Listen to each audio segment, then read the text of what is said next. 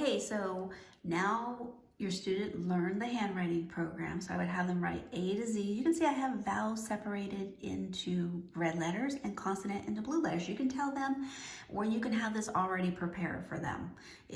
So what I like to do is I tell them, now that you know how to write the letters, now I'm going to teach you how to decode, but we have to learn who the vowels are.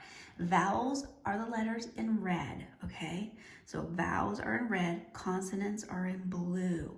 Now, vowels are really important. Do you know why? Vowels are important because they can make different sounds depending on who they're next to. Okay, now vowels, we could go ahead and we can mark it off as a letter V, but instead I like to do something different. I like to make pictures. So I'm gonna put the V over here so you can see. So say this was the letter A, instead of marking it off as a letter V, I turn that V upside down like that, and now I have a house. Do you see that? So vowels we're gonna call houses. So you can have them draw houses underneath it. Or what I like to do to really make it multisensory is to use these Monopoly pieces here. So vowels are gonna go ahead and mark underneath as houses, okay? So that has a house. Now let's go to the next vowel. Hey, that's gonna have a house too, because it's a vowel, right? And then here, this is gonna be a house too. If you want them to draw it, you could do that too. If you didn't want to use the Monopoly pieces. So you can have them draw a house like that. So vowels are about houses. And then here's another house here. Here's another house here, that's a vowel. And this one, hey, notice it's marked blue and red. It's because it can be a vowel at the end of the word, at the beginning of the word, it's a consonant. So it can be both, depending on where it is in the word. So I'm gonna go ahead and mark it off as a vowel too, okay? So we're just teaching them about vowels first. Then I'm gonna tell them, these vowels here, see, they're all marked off with houses. Well, it's because their sounds can change.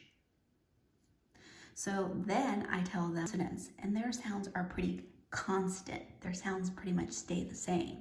That's why we call them constants, constant sounds, but they're called consonants. Now consonants, we cut them off, like if I had the letter F here, I could go ahead and put a C underneath it for a consonant, but I like to make pictures out of it. So I take that C and I turn it into a neighbor, just like that. So see, we have a neighbor there. So for neighbors, you can use these fun Lego pieces for them. Okay, go through it and show you the neighbors. You can have them give the sound to the neighbors because their sounds are pretty much the same. Okay, so you're gonna do that. The first vowel here, just like this. And I'll say, okay, this vowel, remember I told you it can change its sounds? Well, I'll show you how it changes its sound. So if I have a vowel here, I always find the vowel, then I look after. Which direction is after? It's this way. Hey, guess what kind of letter I have there? I have a consonant. What do we call consonants? I ask them, and they may say a neighbor. So have them put a neighbor under it. Then you have to tell them, see this house? We have to figure out, do we keep the door closed or do we open the door? And then I tell them, look after it. Notice there's a neighbor there. There's a neighbor there. If there's a neighbor there, then you want to close the door. So that's gonna be a closed syllable. So you can put CL at the top for them to help them remember when there's a neighbor there, it's a closed syllable. And guess what? If there's a neighbor there right next door, you don't want to be too loud. So you're just gonna make a little sound. You're gonna make a short sound. And the short sound for this, the handwriting program that we've been practicing, is ah. So if there's a neighbor there, then you say the ah sound, okay? Do this one here, okay? So I'm gonna go ahead and put a letter here for them. See, we're gonna do the same pattern. So just put a letter there for them, a consonant there, because we want them to be able to make the association that if there's a neighbor next door, you're gonna do the same sound. So put a neighbor there, find the vowel, remember, look next door. Hey, there's a neighbor there. So what are you gonna do? You know, you could even, if you didn't want to put the house there, you could do this too, which really makes a lot of sense. So you build a house, then you say, hey, there's a neighbor there. What do you do when there's a neighbor? You look, find the vowel, look after it. Hey, there's a neighbor there, close the door because there's a neighbor there. And you can have them draw a door to close the door.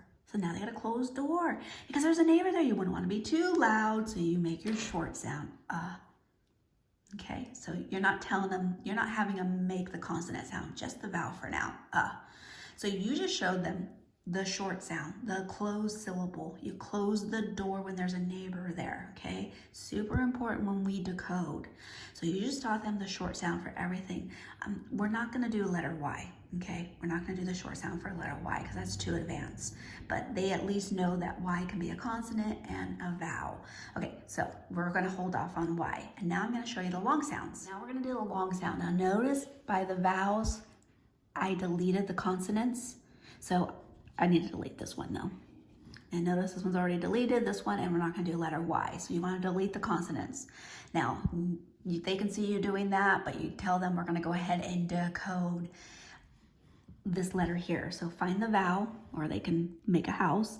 Look after it, that's this direction here. You can cover this up if it's annoying, but notice there's no letter there, there's nothing there, there's an opening there, there's no neighbor there, there's no consonant there, there's no letter there. Hey, if there's no neighbor next door, then guess what? You get to open the door because there's an opening there. So opening, open the door, no neighbor there. And guess what? The vowel's gonna make a different sound. It gets to change its sound. It gets to scream its letter name because there's no neighbor there. It can be loud, so this is the loud sound stick. It gets to scream A. It gets to scream its name because there's no neighbor there. A. And guess what? Remember I said it was an open syllable? So that's you get to open the door because there's no neighbor there. That's an open syllable. You can put an O above so they know that's an open syllable because no neighbors next door. So see what this is teaching them? It's teaching them to find the vowel, look after it. If there's a neighbor there, it'll make its short sound, right? It's a closed syllable. Close the door if there's a neighbor there, but this time there's no neighbor there. So you get to open the door. That's an open syllable. It gets to scream A. Okay, so you got that. So we're gonna do the same pattern that we just did with them. I'll just go ahead and erase this. So you can go here.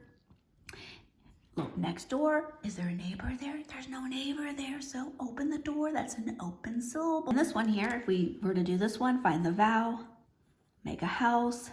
Look next door. Is there a neighbor next door? No consonant, no neighbor there.